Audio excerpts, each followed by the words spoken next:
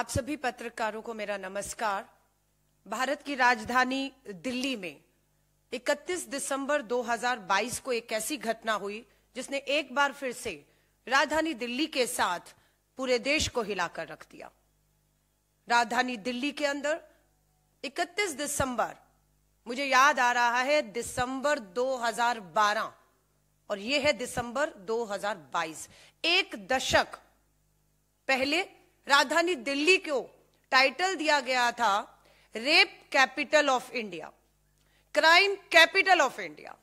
जिन्होंने ये टाइटल दिया था वो दोनों राजनीतिक दल उस समय विपक्ष और सड़कों पर थे। आज वही दोनों राजनीतिक दल, भारतीय जनता पार्टी और आम आदमी पार्टी, आज सत्ता में है।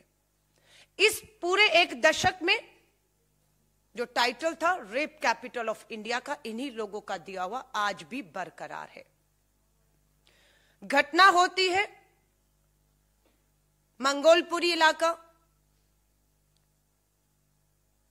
20 साल की बेटी को 12 किलोमीटर तक एक गाड़ी में बैठे 5 लड़के 12 किलोमीटर तक घसीटते हैं। उसके कपड़े, उसके शरीर की खाल पूरी तरह उतर जाती है और उस लड़की को तब तक घसीटा गया जब तक उस लड़की ने दम नहीं तोड़ दिया। अगर मैं सिर्फ पिछले एक हफ्ते की आपसे बात करूं तो राजधानी दिल्ली के द्वारका में 14 दिसंबर को स्कूल से आ रही एक बच्ची के ऊपर एसिड अटैक होता है।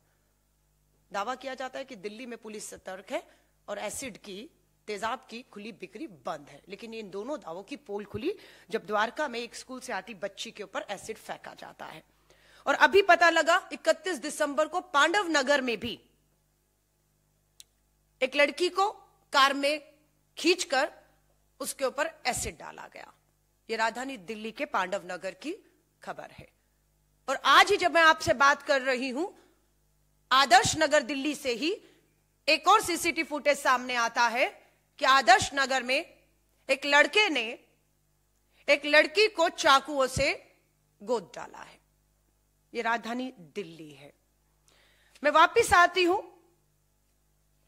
मंगोलपुरी की इस खबर पर। पुलिस पर दबाव है। क्यों पुलिस लगातार इस मामले को कमजोर कर रही है? दिल्ली पुलिस पर दबाव क्या है वो इस पोस्टर में आपको साफ दिखेगा। क्या यह सच है या नहीं कि 5 अपराधी जिन्होंने उस अपराध को अंजाम दिया, 12 किलोमीटर तक बेटी को घसीटा, उन 5 में एक आरोपी का नाम मनोज मित्तल है। कौन है मनोज मित्तल? ये मनोज मित्तल भाजपा का मंगोलपुरी वार्ड नंबर 42 का सह संयोजक है। भाजपा के दबाव में दिल्ली पुलिस भाजपा के इस नेता को बचाने के लिए मामले को लगातार कमजोर करने की कोशिश कर रही है। ये हमारा सीधा आरोप है। एक लड़की जिसका नाम निधि है, दिल्ली पुलिस मीडिया के सामने अचानक उस लड़की को वारदात के 3 दिन के बाद लाती और बयान दिलवाती है। बयान से साफ समझ आता है कि दिल्ली पुलिस अपनी छवि को बचाने के लिए, भाजपा के नेता को बचाने के लिए निधि को आगे करके इस तरह के बयान दिलवा रही है कि पूरी तरह से मृत पीड़िता का चरित्र हनन हो रहा है। सवाल जो अपराध हुआ उस पे नहीं, अपराधियों पर नहीं, मृतक पीड़िता पर उठाए जा रहे हैं।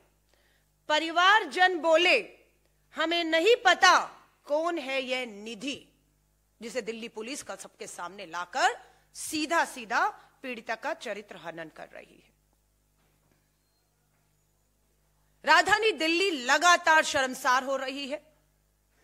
कौन लोग जिम्मेदार हैं? किनकी जवाबदेही बनती है? जिनकी जिम्मेदारी निर्भया के समय 2012 में थी, किसका इस्तीफा मांगा था? दिल्ली की मुख्यमंत्री का मांगा था। तो आज 2022 दिसंबर में अगर ये वारदात होती है तो आज दिल्ली के मुख्यमंत्री को इस्तीफा देना चाहिए या नहीं, अपनी जिम्मेदारी के तहत। उस समय देश के प्रधानमंत्री डॉक्टर मनमोहन सिंह जी का इस्तीफा मांगा गया था, देश के गृह मंत्री का इस्तीफा मांगा गया था, पुलिस कमिश्नर का इस्तीफा मांगा गया था, और उस समय जो सड़कों पर थे आज वो सत्ता में है, लेकिन ना वो इस्तीफा मांग रहे हैं ना वो दे रहे हैं। वो सिर्फ पीड़िता को बदनाम करने का, अपराधियों को, भाजपा के नेताओं को बचाने का काम कर रहे हैं। ये पहली बार नहीं हो रहा। उत्तराखंड की अंकिता भंडारी को भी मत भूलिएगा, भाजपा का नेता शामिल था, इसलिए अंकिता भंडारी के मामले में को दबाने की, भाजपा के नेता को, इसके रिजॉर्ट में हुई इस जघन्य अपराध को ढकने की भाजपा ने कोशिश की। आज भाजपा मात्र इसलिए खामोश है क्योंकि उनका नेता इसमें शामिल है। दिल्ली पुलिस मात्र अपनी छवि को बचाने के लिए, क्योंकि 12 किलोमीटर तक जब बेटी को गाड़ी के नीचे घसीटा जा रहा था, तब दिल्ली पुलिस की दावा है हर 2 किलोमीटर पे पीसीआर वैन खड़ी थी, लेकिन एक भी पीसीआर वैन, वो जो घटना हो रही थी 12 किलोमीटर तक, किसी की नजर में नहीं आई। चश्मदीद अगर कहता है कि 20 कॉल उसने पीसीआर कॉल्स की, लेकिन जब वो वारदात हो रही थी, उसे अंजाम दिया जा रहा था, तब तक दिल्ली पुलिस का अता पता नहीं था। और वहीं हम देखते हैं कि दिल्ली पुलिस नववर्ष की जो तैयारियां चल रही थी उसको लेकर अपनी मुस्तैदी, सतर्कता और कार्रवाई को लेकर अपने दावे पेश कर रही थी। लेकिन इस घटना ने पूरी तरह से केंद्र सरकार, दिल्ली पुलिस, दिल्ली सरकार, दिल्ली के मुख्यमंत्री और एलजी साहब, जो मात्र केंद्र के हाथों की एक कठपुतली है, उनके आदेशों का मात्र पालन करने के लिए एलजी बैठे हैं। उसके अलावा हमें नहीं लगता दिल्ली की इसी तरह की किसी भी घटना से उनका कोई लेन देन है। कहीं चाकुओं से गोदा जा रहा है, कहीं एसिड से जो है हमला किया जा रहा है, और कहीं हमारी बेटियों को गाड़ियों के नीचे रौंद के उन्हें उनके दम तोड़ने तक उनको जो है खींचा जाता है। और दिल्ली पुलिस, भाजपा पूरी तरह से चरित्रहीन। हमारा यह मानना है, भारतीय राष्ट्रीय कांग्रेस का, पहले राकेश अस्थाना जी गुजरात काडर से रहे, दिल्ली से वाकिफ नहीं थे, उन्हें कमिश्नर बनाया गया, जिसका खामियाजा किसी और को नहीं, दिल्ली को भुगतना पड़ता है। उसके बाद संजय अरोड़ा जी दिल्ली काडर से नहीं, तमिलनाडु काडर से आते हैं, दिल्ली के चप्पे चप्पे से वो भी वाकिफ नहीं है। दिल्ली को एक ऐसा पुलिस कमिश्नर या अधिकारी चाहिए जो दिल्ली के चप्पे चप्पे को, दिल्ली की नस को, एक एक अपराधी को, उसकी अपराधी प्रवृत्ति को ठीक से जानता हो और उस पर एक पूरी तरह से कार्रवाई करने का एक पूरा प्लान बनाकर उसको हमारी जो राजधानी दिल्ली है उसे क्राइम मुक्त कर सके। लेकिन दुख की बात है कि ऐसा होता हुआ दिख नहीं रहा। 31 दिसंबर 2022 की यह घटना, और आज मैं आपसे 4 जनवरी 2023 में बात कर रही हूं। 4 दिन बीत जाने के बावजूद भी परिवार से शुरू में मीडिया से सीधे बात नहीं करने दी गई।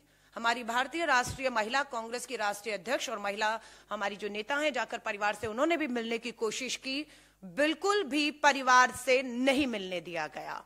सच्चाई क्या है वो नहीं आने दी गई सामने। और पुलिस के अधिकारी जो डीसीपी वहां के रहे,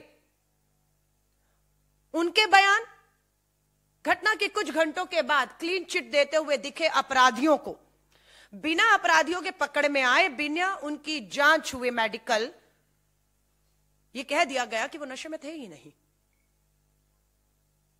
बिना बेटी के पोस्टमार्टम की रिपोर्ट आए बिना पुलिस ने क्लीन चिट दे दी कि बेटी के साथ किसी तरह का कोई अपराध हुआ ही नहीं।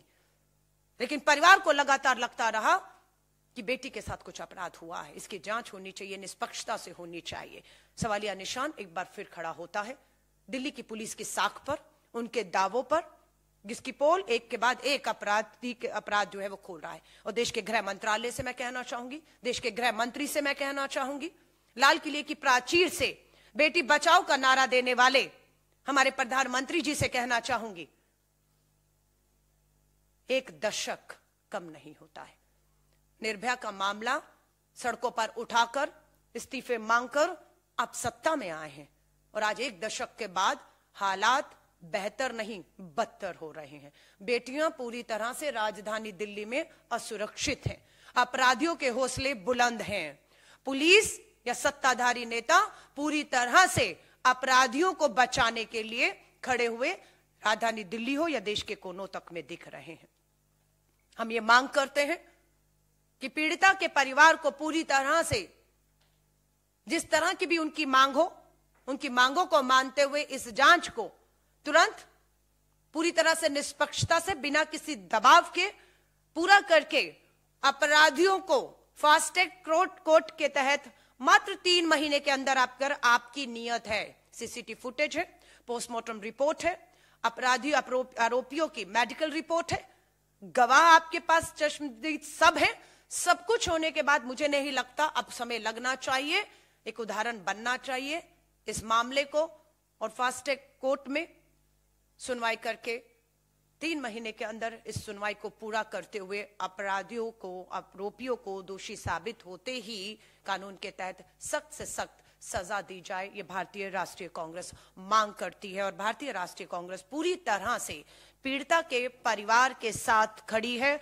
और हम उन्हें विश्वास दिलाते हैं कि दिल्ली पुलिस अपनी छवि को बचाने के लिए या भाजपा के नेता को बचाने के लिए धन, बल, सत्ता का जितना मर्जी इस्तेमाल कर ले, पीड़ित परिवार अगर हमें सुन रहा है तो हम उन्हें भरोसा दिलाना चाहते हैं कि भारतीय राष्ट्रीय कांग्रेस एक एक दोषी को, आरोपी को सजा मिल जाने तक, पीड़िता और उसके परिवार को न्याय मिल जाने तक पूरी ताकत के साथ खड़ी है और खड़ी रहेगी। धन्यवाद। आप पत्रकार साथियों को कोई इस पे सवाल हो?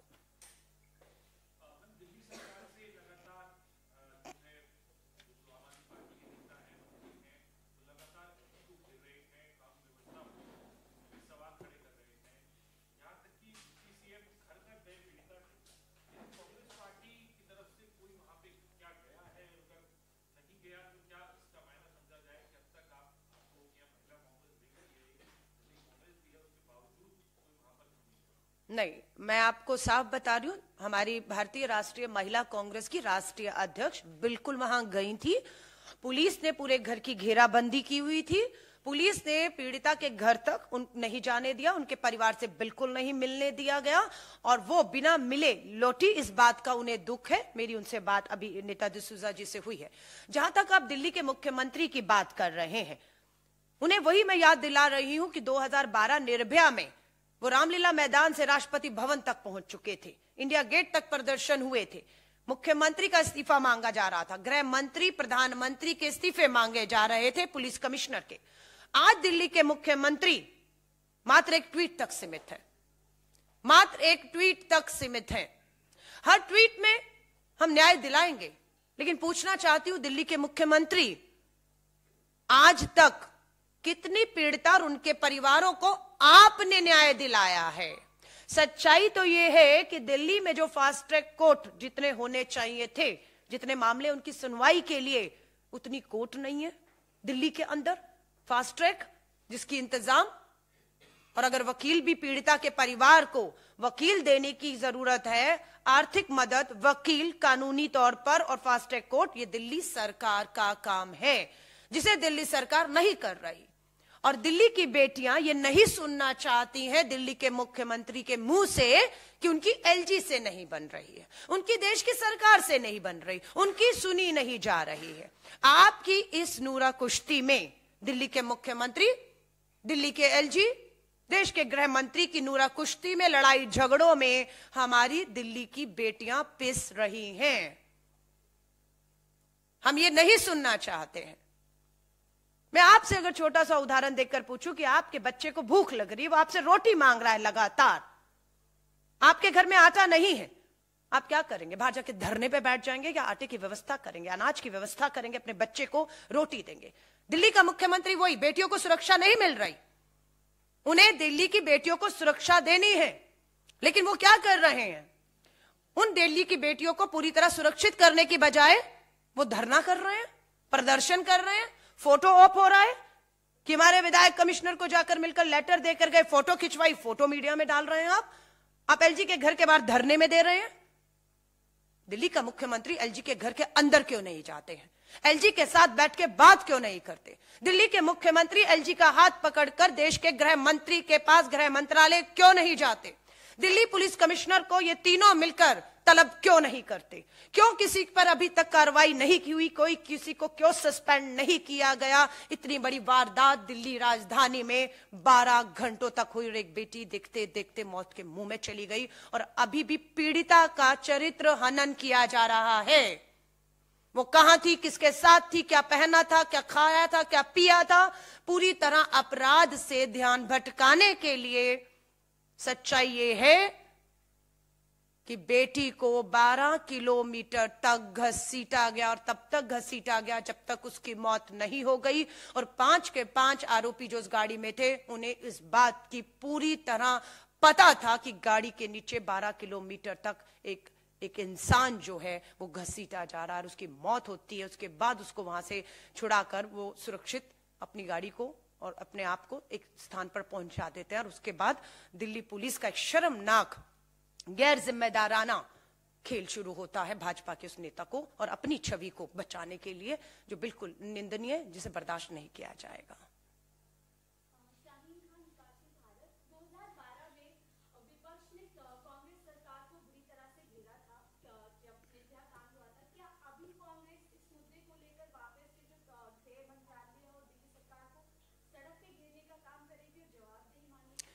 देखिए, उन्होंने हमें घेरा था इसलिए हम उन्हें घेरेंगे, ऐसा बिल्कुल भी नहीं है। अपराध उस समय भी हुआ, सड़कों पर विपक्ष ने निकलकर उस समय भी अपना धर्म निभाया था और सत्ता में बैठी कांग्रेस ने अपना धर्म निभाया था। निर्भया को अच्छे से अच्छा इलाज मिले, विदेश भेजकर उसका इलाज करा के उसकी जान को बचाने की अंतिम तक कोशिश की गई। पीड़िता के परिवार को बड़े से बड़ी कानूनी मदद, आर्थिक मदद दी गई, उनका हौसला बढ़ाया गया। श्रीमती सोनिया गांधी जी, प्रधानमंत्री, गृह मंत्री, मुख्यमंत्री शीला दीक्षित जी पीड़िता के परिवार के साथ खड़े थी। आज कोई दिख रहा है आपको खड़े हुए? अपराधियों के साथ खड़े दिख रहे हैं, पीड़िता का चरित्र हनन करते हुए दिख रहे हैं। हम इसलिए नहीं इस लड़ाई को लड़ रहे कि वो हमारी सरकार के समय खड़े थे, हम भी खड़े होंगे। नहीं, वो नहीं भी खड़े हुए होते तब भी ये मामला राजधानी दिल्ली का है, राजधानी दिल्ली की बेटियों का है, जहां पर देश चल रहा है, सरकारें बैठी हैं, प्रधानमंत्री, गृह मंत्री, पूरा देश यहां से चल रहा है। और यहां पर अगर बेटियां सुरक्षित नहीं है, एक दशक के बाद भी, निर्भया के बाद भी, तो ये गंभीर चिंता का विषय है, चिंतित होना होगा। सबसे बड़ी बात है, देश की महिला बाल विकास मंत्री का महिलाओं की सुरक्षा से कोई लेन देन नहीं है। उनको सिर्फ श्री राहुल गांधी जी पर हमला करने का विभाग सौंपा गया, उनका काम सिर्फ वही है।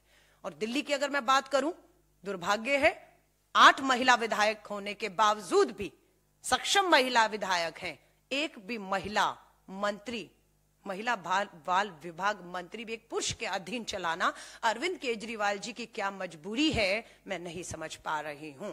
सो ये दोनों की गंभीरता दिखाता है कि महिलाओं को लेकर, उनकी सुरक्षा को लेकर दोनों सरकारें, भाजपा और आम आदमी पार्टी, कितनी गंभीर है, यहीं से दिखता है। धन्यवाद आप सभी का।